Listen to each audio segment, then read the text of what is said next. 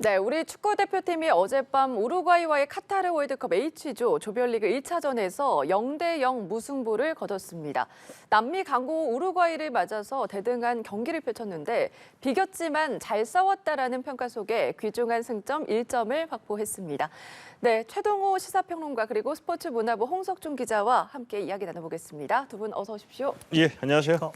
네, 어제 경기를 보면서 정말 끝까지 눈을 뗄 수 없었다 이런 분들 많이 계실 것 같습니다. 정말 팽팽했던 90분이다 이런 평가도 나오고 있거든요. 예. 그렇기 때문에 앞서서 있었던 그 다음에 있을 경기에 대해서도 기대가 모아지고 있는데 어제 어떻게 보셨습니까? 그러니까 경기 시작하고 나 뚜껑 열고 한 그 5분 정도 짧은 시간이잖아요. 딱 보니까 예상과는 달랐습니다. 뭐냐면은 우루과이가 강하게 우리를 압박하리라고 예상했었거든요. 네. 그래서 모두들 다 궁금했었죠. 우리 빌드업이 통하느냐 안 통하느냐. 우리 선수들 잘 버텨냈어요. 그러니까 탈압박에 성공을 한 거죠. 그러면서 우리가 주도권을 잡게 되니까 오히려 우루과이 선수들이 전반 초반에 굉장히 흔들리는 모습이 네. 나왔고 전반을 우리가 지배하게 됐죠. 그러면서 우리가 오늘 경기가 예상과는 다르게 우리가 더 우세할 수도 있겠구나라고 했고요. 그런 면에서 우리 수비진 잘 버텨줬고 경기 내용적으로 선전했다라고 충분히 평가할 수 있습니다. 네. 놀란 거는 우리 국민뿐만이 아니었던 것 같습니다. 우리 대표팀의 경기력에 대해서 우루과이를 포함한 다른 나라들도 굉장히 놀라워했다면서요? 예, 우선 우루과이 디에고 알론소 감독은요, 이 한국이 굉장히 잘해서 어려웠다라고 총평을 했습니다. 이 우루과이는 전반전에 우리 대표팀에 끌려갔었죠. 네. 그래서 분위기를 좀 내주면서 끌려갔는데요. 이 하프타임 이후에 조정 작업을 거쳤다면서 그 우루과이 감독은 양 팀이 좋은 경기를 펼쳤다고 밝혔습니다. 피파가 선정한 경기 MVP죠. 우루과이의 발베르데 선수도 이 치열한 경기였다. 한국이 매우 잘했다고 이야기하기도 했습니다. 외신들도 벤투호를 향한 칭찬을 계속해서 쏟아내기도 했는데요. 네. 영국 BBC는요, 이 전반에 한국은 경기 주도권을 잡고 이 좋은 빌드업 축구를 선보였다라고 평가했고요. 또 한 일본 매체에서도요, 그 단단한 수비로 우루과이의 득점을 막았다면서 이 수비 집중력에 높은 점수를 줬습니다. 네, 어제 보니까 저도 봤거든요. 정말 아쉬웠던 그런 순간들도 좀 있었고 두 번의 골대 운도 도와줬다 이렇게 생각을 할 수 있을 것 같거든요. 어떻게 평가하십니까? 예, 맞습니다. 이 벤투호가요, 이 공세를 펼치던 전반 34분이었죠. 이 네. 김문환 선수가 이 오른쪽 측면에서 이 비어있는 황의조 선수에게 잘 연결을 했는데요. 이 황의조 선수의 논스톱 슈팅이 이 골대를 살짝 위로 벗어났습니다. 네. 그러면서 굉장히 좀 아쉬운 장면이 연출이 됐고요. 그 우리 대표팀은 좀 또 두 차례 골대 행운을 좀 얻었습니다. 이 전반 43분에 이 코너킥 상황에서 우루과이 수비수 디에고 고딘 선수의 이 헤더가 골대를 좀 맞고 나왔고요. 그다음에 이 후반 44분에는 앞서 말씀드렸던 좀 MVP 발베르데 선수의 이 중거리 슈팅이 골대 상단을 맞으면서 저희 가슴을 쓸어내렸습니다. 네, 어제 경기력도 정말 대단했는데 또 우리 선수들의 태도도 달라 보였었거든요. 아무래도 광고 우루과이를 맞서면서도 위축된 모습도 없었고 굉장히 당당하게 강하게 밀어붙인다 이런 생각이 들었는데 이런 모습을 보면서 요즘 세대의 조금 특성이 반영된 게 아닌가 이런 생각도 들었는데 어떻게 보셨어요? 저는 당연히 반영이 됐다라고 보고요. 예. 근데 당연히 또 이 반영이 될 수밖에 없죠. 왜냐하면은 우리가 월드컵에 11번 출전했고요. 10연속 출전인데 뭐 80년대 또 90년대 초까지만 하더라도 어떤 상황이었었냐면은 감독 있고 코치 한 명이었습니다. 그러니까 뭐 골키퍼 코치, 뭐 수비 코치, 뭐 트레이너 네. 다 없었어요. 그러니까 우리 우물 안에서만 놀았었죠. 그러다가 월드컵에 한 번, 두 번 출전하게 되면서 세계 축구가 이런 흐름으로 지나가고 월드컵 대표팀을 지원하는 시스템이 이 정도 되는구나 다 알게 됐고요. 또 뭐 박지성 이후에 우리 선수들이 해외에 진출하게 되면서 많은 선수들이 유럽, 그러니까 선진 축구가 이렇게 돌아가고 선수 지원이 이렇게 되고 있다는 것을 많이 보고 어렸을 때부터 유럽 축구를 보면서 다 성장한 선수들이잖아요. 그러니까 당연히 다를 수밖에 없고요. 그리고 정말 그 용감하고 겁 없이 네. 도전해보고 또 우리가 할 수 있다는 자신감을 갖고 있는 선수들이라는 게 어제 여실히 보여줬죠. 예. 그래서 같이 저희도 힘차게 응원을 할 수 있었던 것 같은데 예. 자신감 있는 분위기를 이끈 건 아무래도 주장 손흥민 선수도 마찬가지였던 것 같거든요. 부상 투혼을 하는데도 불구하고 굉장히 열심히 했잖아요. 예, 맞습니다. 이 경기 전에요. 이 선발 명단이 발표가 됐는데 사실 저는 처음 보고 좀 놀랐습니다. 네. 이 부상 회복 속도가 조금 빠르다는 소식이 들려오긴 했는데 이 첫 경기만큼 좀 교체로 나서지 않을까라는 좀 개인적인 예상이 있었는데 네. 하지만 역시 캡틴의 의지는 달랐습니다. 이 검은색 안면보호 마스크를 쓰고 나온 손흥민 선수 22일 만의 실전이었거든요. 이 월드 클래스의 존재감을 아주 유감없이 보여줬습니다. 전반 26분에는 왼쪽 측면에서 이 우루과이 수비 2명을 제치고요. 크로스로 올린 장면 정말 감탄을 자아내기도 했고요. 후반 11분에 조금 아찔한 장면도 연출이 됐습니다. 네. 이 손흥민 선수를 마크하던 카세레스 선수가 이 손흥민 선수의 뒤꿈치를 좀 밟은 건데요. 강하게 밟으면서 이 양말이 좀 찢어지기까지 했는데 다행히도 이제 큰 부상으로 이어지지는 않았습니다. 또 후반 막판에 손흥민 선수 회심의 왼발 중거리 슈팅을 좀 때려내면서 활약을 했고요. 결국엔 풀타임을 꽉 채워서 투혼을 보여줬습니다. 네. 이 손흥민 선수 영국 BBC 방송으로부터는 이 경기 MVP에 선정이 되는 활약을 펼쳤고요. 그리고 끝으로 손흥민 선수는 남은 2경기에서 모든 걸 쏟겠다면서 이 16강 진출 의지를 드러냈습니다. 네, 투혼의 모습이 선수들의 사기를 높이는데도 정말 많은 도움을 줬던 것 같은데 평론가님은 어떻게 보셨습니까? 그러니까 간단하게 말씀드려서 네. 이 손흥민 선수가 있고 없고 우리 대표팀에 확실히 엄청나게 차이가 있죠. 네. 자, 그런데 어저께 뛰는 거 보니까 이 손흥민 선수 이 부상을 당했던 선수라고 전혀 눈치챌 수가 없었거든요. 이 마스크만 쓰고 있을 뿐이지. 근데 이제 물론 손흥민 선수는 본인이 표시내지 않고 진통이나 고통 같은 걸 느끼고 있지만 참으면서 뛰었을 수도 있죠. 그런데 네. 우리 그 후배 선수들이 손흥민 선수가 저렇게 뛰는데 안 뛸 수가 있을까요? 그게 바로 이제 고참의 위력이거든요. 네. 근데 한 가지 좀 아쉬웠던 것은 손흥민 선수가 어제 수비 부담이 좀 많이 있었거든요. 네. 수비 부담이 있다 보니까 적극적으로 공격에 나서지 못했고요. 손흥민 선수가 장기라고 할 수 있는 이 측면 그 돌파 그리고 손흥민 존이라고 얘기하는 외곽에서 중앙으로 툭툭 드리블을 해 오면서 슛을 쏠 수 있는 기회가 좀 조금만 더 있다라고 한다면 그 중에 하나가 터지지 않았을까 이런 좀 기대감이 있었는데 네. 우리가 수비에 좀 집중하다 보니까 그런 장면을 많이 만들어내지 못했던 것이 조금 아쉽기도 하죠. 네, 그만큼 또 주장의 역할이 중요한데 앞서도 말씀을 해주셨습니다. 그 손흥민 선수가 그래도 그 나가는 선수들한테도 수고했다라고 얘기를 할 정도로 소통하는 모습도 굉장히 좋아 보였거든요. 손흥민 선수 네. 뭐 유명합니다. 왜냐하면은 우리가 아시안 게임에서 우승할 때도 상대팀 끝나고 패한 팀 버스까지 쫓아가가지고 고생했다라고 인사를 네. 하고요. 뭐 본인의 엔젤 천사 같아요. 이 상대팀 다 격려해주고 더군다나 뭐 우루과이 대표팀에서 손흥민 선수가 알고 있는 또 소속팀에서 같이 뛰고 있는 발베르데 선수도 있고요. 인사 다 하는 거죠. 자, 이러다 보니까 이 선수들끼리 치열하게 경쟁을 하더라도 상대팀 선수 입장에서도 손흥민 선수한테만큼 와가지고 네. 인정하는데 격려해주고 위로해주고 이런 모습을 인정받는 손흥민 선수의 모습이 아닐까 생각이 듭니다. 네, 여러 선수들이 있었지만 이번에 또 보면 월드컵에 첫 출전한 선수들도 많이 볼 수가 있었습니다. 특히 이강인 선수는 후반에 투입이 됐었는데 강한 공격력의 모습이 굉장히 인상 깊었거든요. 예, 맞습니다. 이강인 선수 드디어 그 벤투의 천신만고 끝에 합류를 좀 했고요. 네. 결국에는 교체 출전하면서 좋은 패스를 선보였고요. 중원에 활력을 불어 넣어줬습니다. 9월 평가전에서 이강인 선수 쓰지 않았던 벤투 감독이었는데요. 결국에는 이강인 선수 첫 경기에서 이강인 카드를 꺼내 들었고요. 이 벤투 감독이 또 칭찬을 하기도 했습니다. 이강인은 빠르게 치고 나가는 패스가 좋다. 이 훈련장에서 그런 부분이 잘 드러났다면서 선택한 이유를 밝혔고요. 이강인 선수도 이 팬들의 환호성을 들었다고 하더라고요. 그래서 응원에 보답하기 위해 더 열심히 뛰겠다면서 이 월드컵 데뷔전 소감을 밝혔습니다. 네. 패스에 강점이 있다. 또 창의적인 패스가 대단하다. 이런 얘기도 많이 나왔는데 이강인이 이제 교체 투입이 되면서 벤투 감독이 어제 경기를 승리로 무승부 말고 승리로 가져가려는 의지가 보인다. 이런 얘기도 그렇죠. 나왔는데 그렇죠. 이 부분은 어떻게 보세요? 근데 그게 이 후반에 던졌던 승부수라고 볼 수가 있는 겁니다. 네. 한번 잘 생각을 해보면 어제 그 1차전 우루과이전 목표가 우리가 승리가 아니었었거든요. 그러니까 무승부 이상, 무승부를 해도 우리로서는 나쁠 게 없다라는 그런 목표를 갖고 있었습니다. 근데 0대 0이고 후반 중반으로 접어 들어갑니다. 그런데 2명의 선수를 교체했는데 2명 다 공격수였다는 거죠. 조규성 선수하고 이강인 선수였습니다. 그러니까 이 공격수들을 내보냈다는 것은 이번에 잡겠다라는 의지를 표명한 거고 네. 이강인 선수는 더군다나 적지 않은 팬들이 좀 주호코로 투입된 게 좀 의외다라고 보실 수도 있겠지만 날카롭게 쭉쭉 앞으로 뻗어나가는 이 패스를 잘한다라고 평가했던 이 한마디가 보여주는데 네. 이 얘기가 무슨 뜻이냐면 공격적인 성향이다. 공격적인 성향을 갖고 있는 선수다라는 뜻이거든요.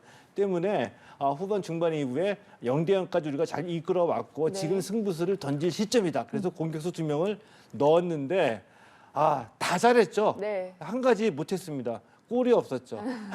예, 그래서 우리가 이제 무승부를 갖고 온 겁니다. 네. 공격된 모습도 굉장히 좋았는데 이 얘기도 안 할 수가 없을 것 같습니다. 어제 김민재 선수의 수비가 있어서 철벽 수비가 있었기 때문에 든든하다. 아마 많은 분들 그렇게 생각하셨을 것 같은데 그 필두로해서 수비진과 오른쪽 측면에 나상호, 김문환의 콤비도 대단했거든요. 예, 맞습니다. 이 앞서 외신들의 좋은 평가대로요. 이 월드 클래스 센터백으로 거듭난 김민재를 앞세고 우리 수비진 무실점으로 경기를 펼쳤습니다. 네. 여기에 골키퍼 김승규의 좀 안정적인 볼 처리와 좀 선방도 더해졌고요. 그 공격에서는 이 허벅지 부상에서 회복 중인 황희찬을 대신한 나상호와 이 풀백 김문환이 큰 활약을 펼쳤는데요. 이 두 선수 오른쪽 측면을 담당했었는데 굉장히 좋은 호흡을 선보이면서요. 그 우루과이 수비진을 괴롭혔습니다. 또 저는 그 미드필더진도 칭찬을 좀 해주고 싶은데요. 이 발베르데와 이 손흥민의 소속팀 동료 벤탄쿠르로 구성된 우루과이 중원을 상대로 이 전혀 밀리지 않았다는 점입니다. 이 허리에서 버텨준 황인범과 이 이재성이 이 승점 1점을 확보하는데 숨은 공신이 아니었나 저는 그렇게 생각하고 있습니다. 네. 외신들도 우리 대표팀의 좋은 수비력에 대해서 호평을 전하고 있습니다. 이렇게 끈끈한 조직력을 뽐낼 수 있었던 이유는 뭐라고 보세요?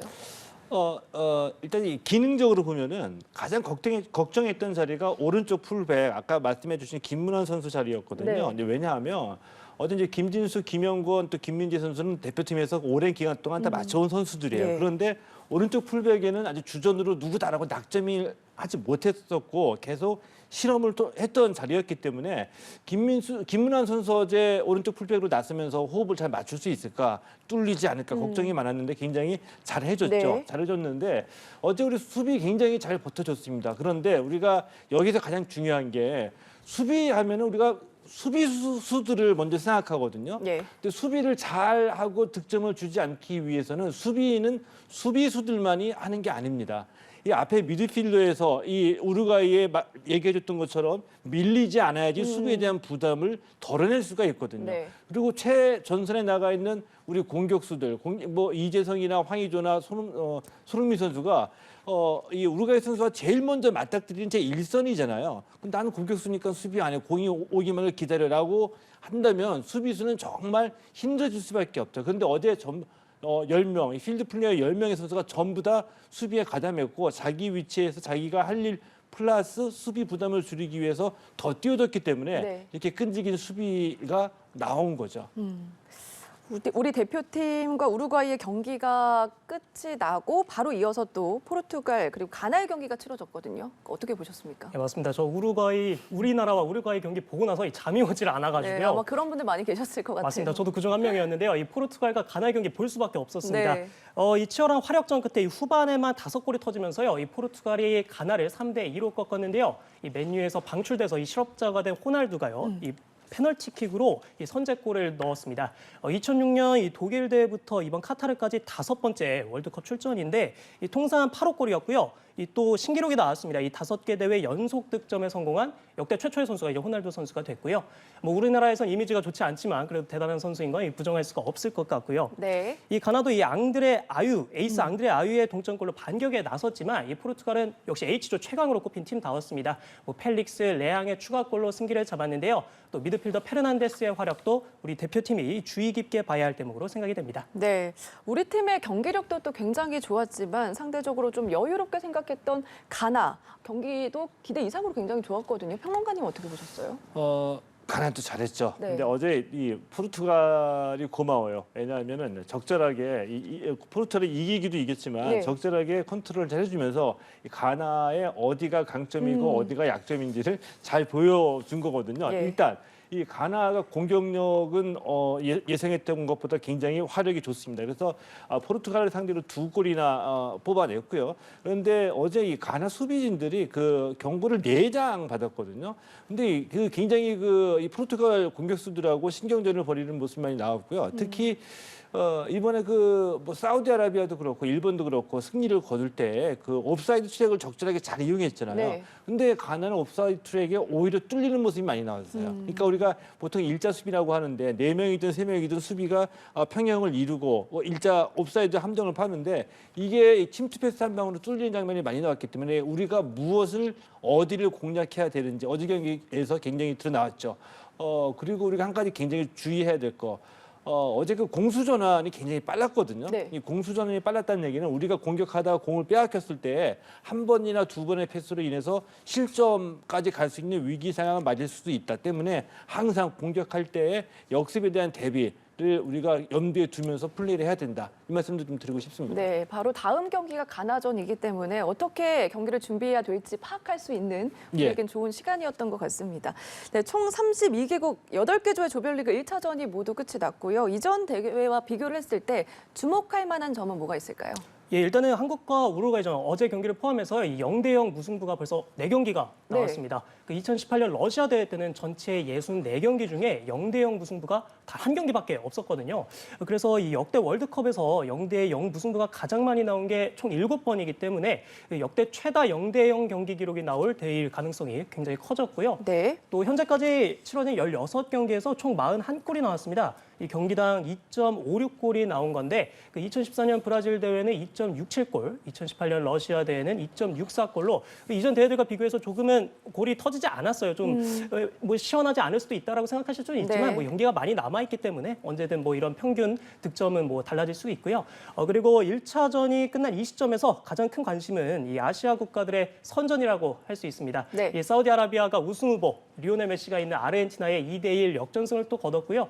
일본도 전차군단 독일을 2대1로 꺾는 이변을 연출했습니다. 물론 이란이 축구전과 잉글랜드에 대패를 당하긴 했지만요. 이 우리나라도 이 남미의 강국 우루과이를 또 잡지는 않았지만 비기면서 이 대단한 경기를 펼치면서 과거 승점 자판기 역할을 했던 아시아 팀들의 달라진 모습을 좀 볼 수가 있었습니다. 네, 아시아 국가의 선전에 대해서 말씀을 좀 해주셨는데 과거에 보면은 이제 축구 변방이다 이렇게 취급을 받기도 했거든요. 근데 계속해서 좋은 성과를 보이고 있잖아요. 그 저력은 뭐라고 보십니까? 뭐 이미 1960년대에 올림픽에서 일본은 동메달 따냈고요. 우리도 네. 뭐 런던 올림픽도 동메달 따냈고 가끔가다 이렇게 기적과 같은 놀라운 성과를 우리가 가져오기는 했습니다. 아시아 네. 국가들이. 그런데 뭐 물론 이제 독일도 잡고 아르헨티나를 잡았지만 이 아시아 이 결국에 이번 대회를 통틀어서 결론적으로 평가받을 수 있는 거는 16강에 올라가는 국가가 나와야지 그 진정한 의미, 이 발전에 대한 의미를 평가받을 수 있다고 보고요. 아시아 국가들이 월드컵에서 꼭 좋은 성적을 내기보다는 축구 수준을 발전시키기 위해서 그래도 한 20년 정도 계속 끊임없이 투자를 해왔거든요.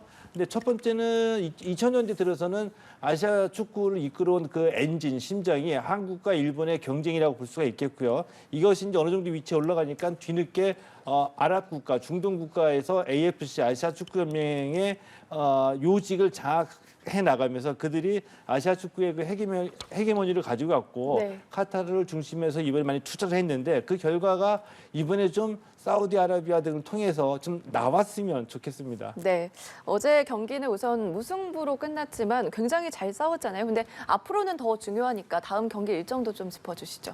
예, 일단 벤토는요 오늘 회복에 좀 중점을 두고 훈련을 가질 계획입니다. 네. 예, 어제 선수들 정말 많이 뛰어줬거든요. 활동량이 대단했거든요. 그래서 물리적인 부분뿐만 아니라 또 모든 걸 쏟아부었기 때문에 이 심리적으로도 에너지를 많이 썼을 것으로 보여요. 그래서 일단은 먼저 재충전할 수 있는 시간이 되기를 좀 바라겠고요. 다음 경기 2차전은 이제 가나와 격돌을 합니다. 28일 월요일 밤 10시고요. 이 한국과 가나 서로를 꼭 잡아야 하는 상대라고 생각을 하고 있어요. 그러면서 어제 경기에서 또 가나가 포르투갈에 패했기 때문에 이 가나의 전력이 만만치가 않은데 그 1패를 하는 가나 또한 이제 총력전으로 나올 것으로 보여가지고 저희가 절대로 방심을 하지 않고 단단히 대비를 해야 될 것으로 좀 보입니다. 네. 이 포르투갈과의 마지막 3차전은요. 이 다음 달 3일, 이제 2일에서 3일 넘어가는 0시에 치러지는데 이 가나와 포르투갈을 상대로도 좀 어제와 같은 경기력을 보인다면 16강 진출도 가능하지 않을까 그렇게 생각합니다. 네, 가장 가까운 경기가 가나전입니다. 28일 밤 10시에 이제 치러지게 되는데 어제 또 포르투갈이랑 가나전을 보다 보니까 생각보다 가나의 공격력이 좋았고 또 뒷심이 굉장히 좋다 이런 평가도 나오고 있거든요. 예. 근데 앞서도 말씀을 해주셨어요. 가나에서는 아유 형제가 좀 위협적인 선수로 지금 보이고 있잖아요. 가장 가까운 지금 가나전에서 어떤 점을 좀 주의하면 성과가 좋아질까요? 일단은 가나는 젊고 빠른 팀이다. 네. 그리고 말씀해주신 대로 이 아이유 선수 그리고 또 이 귀화 5명을 귀화시켜서 데리고 왔거든요. 근데 주로 이 선수들이 이 공격진에 포진이 돼 있습니다. 모든 이제 개인 기량이 뛰어나다라고 볼 수 있겠는데 딱 하나만 우리가 주의해야 된다고 한다면은 네. 이 가나에서 그러니까 그 우루과이의 그 발베르데 선수와 같은 역할을 하는 선수가 있어요. 뛰어난 미드필더인데 공격력까지 갖춘 선수. 그 선수가 바로 쿠두사 선수이거든요.